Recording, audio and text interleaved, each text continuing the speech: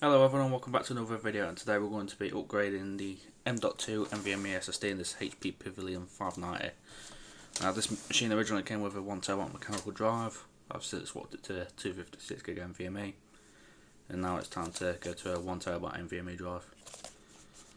I've took the hard drive out because I just don't like slow storage, and well, it's quite annoying to listen to a hard drive rumbling away at night.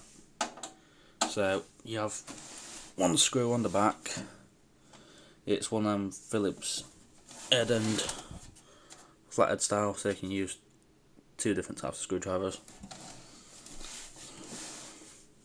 So you're just going to undo this screw. It is a captive screw, I believe it's called, the type where it doesn't fall out. So you just get a nice little gentle pull there.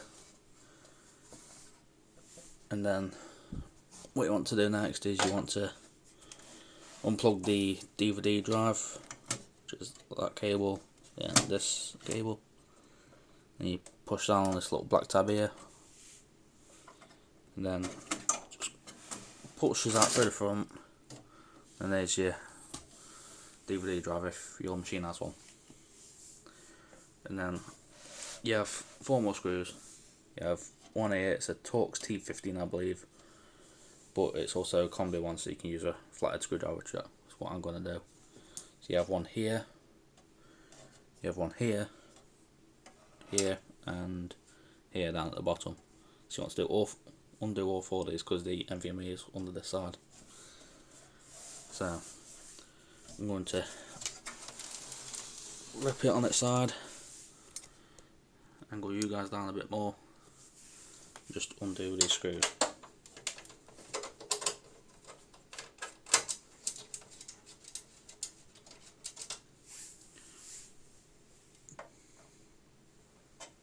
Oh, I think some of these screws are different. Do I have a smaller Phillips head?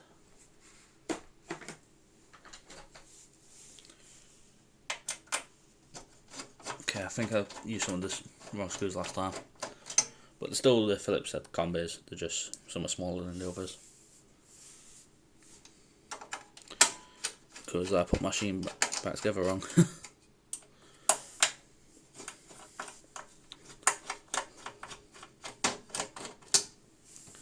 There, then you're just going to slide that out like that, and then lift. And then yours might have a SATA cable stuck in here, so just undo this, if I can do it for you. It just comes undone like that. So we're going to put this to the side, and now we're going to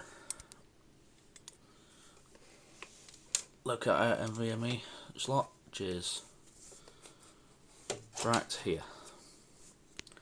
So let's see if we can zoom you guys in on it.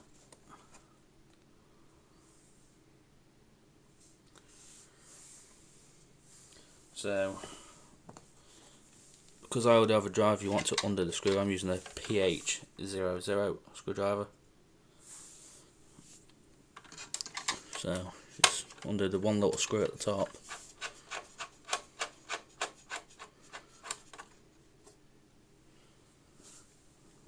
Lift out your NVMe.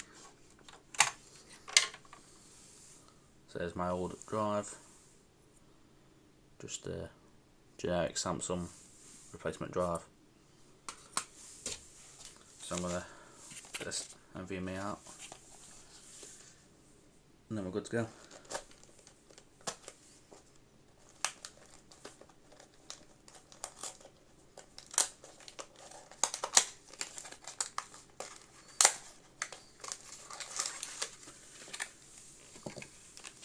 My NVMe comes with a screw and a screwdriver, but the PC already has a screw, so I'm not going to use any of them. But this is the NVMe I went for, the Fangxiang S500 Pro. It's a Chinese drive, but definitely pretty reliable for me. I've had 10 of these for different machines, and not one has offered to fail, so I can rate them.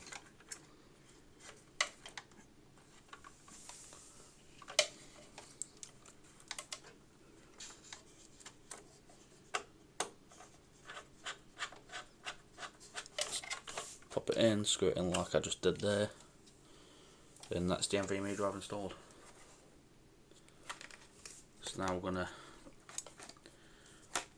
put the drive caddy thing back in and our DVD ROM.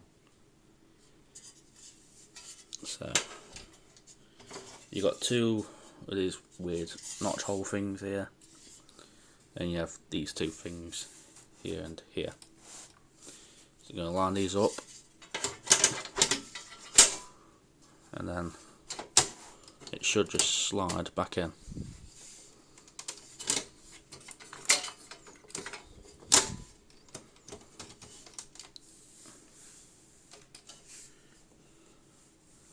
Right. So we've got it in, just put the 4 screws in.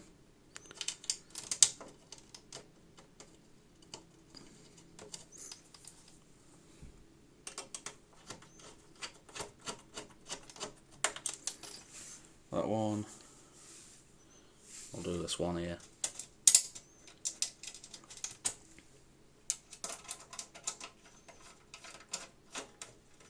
Doesn't need to be super tight, just make sure it's not loose so it's not going to drop out on its own, especially if you have a mechanical drive vibrating away.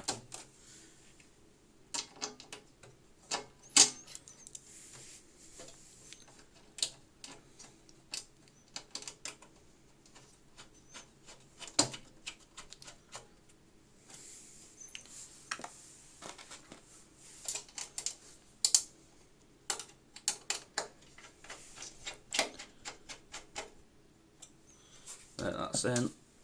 Then we're just going to take our side panel, make sure it's back a little bit. You'll feel it drop into place. And you just slide it in and do the screw at the back. And that is your nvme. I forgot the DVD drive. We're not done here.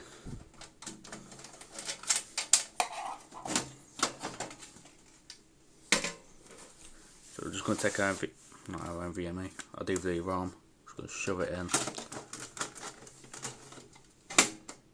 There, you hear it click.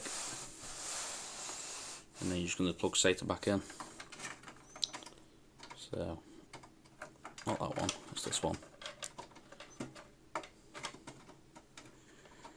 Oh, what am I doing? Hitting the wrong ports. It's there. Then we're going to take our SATA power, plug that in.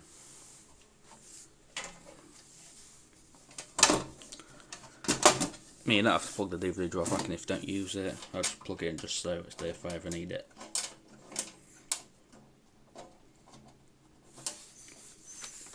And now I'm just going to tighten that up. And then you're all good to go. All you need to do is just install the operating system of your choice, whether it be Linux, Windows 10, Windows 11, something else. The choice is yours, just make sure you've got an operating system on this USB stick ready to go. Otherwise you're going to have to put the old drive back in to download a new operating system. But that's it from me guys, thank you for watching and see you in the next one.